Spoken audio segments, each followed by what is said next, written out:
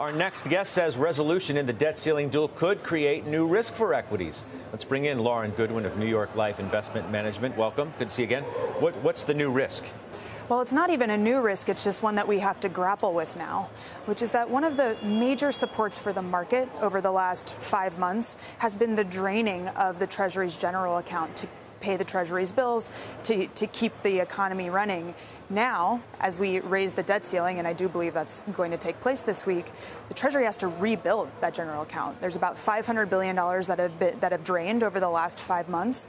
And by the Treasury's own estimates, about $1.25 trillion that need to be raised in T-bills till the end of the year. That's a lot of supply and a lot of incremental supply over what would normally be raised that now the market has to grapple with. It's a risk for rates and for equities. You don't think that it will be, better absorbed, for lack of a better word, than some are suggesting, who have raised the same issue, by the way, that you have over the course of the last couple of weeks? I think it depends on who is buying these T-bills and how much supply is necessary. We've seen, for example, money market funds see a huge amount of flows over the last 4 or 5 months at the same time as this Treasury general account has been losing or pushing liquidity into the economy.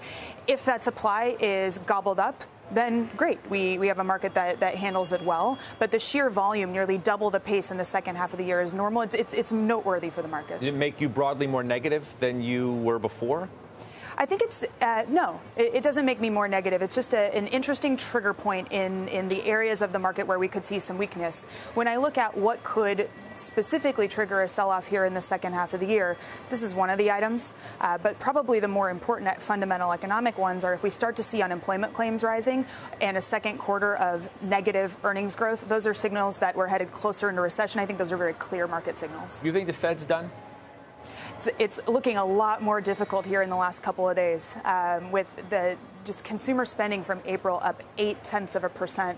That is an astonishing number. And while the economic dominoes, so to speak, tend to topple the same way once the Fed starts raising interest rates, there's just a lot of support for the economy up there. I think the Fed could be done here, but if we have a higher than expected jobs report out of Friday, it's increasingly likely that we will still see another rate hike in June. See, at what point do we, though, suggest and say, you know what, this good data is good.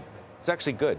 And it changes my perspective on what I thought was going to happen, whether I thought there was going to be a mild recession or a deeper recession. But the longer that the data remains supportive of the economy, isn't that good rather than a negative? Everybody takes it as good news is bad news because it re-engages the Fed at a time when we're thinking they're done. That's exactly it, though. The good news is only good news if we can see the resumption of spending and the persistence of economic activity with inflation at more normal levels. Even though the disinflationary process has been intact for the last couple of months, inflation is still way above target. And the Fed, whether you agree with them or not, I happen to agree with them on this point, that when inflation is strong in the economy, it hurts normal people more than even the short-term impacts of a recession in the medium term. And so we have to see those inflationary figures come down before good news is just good news.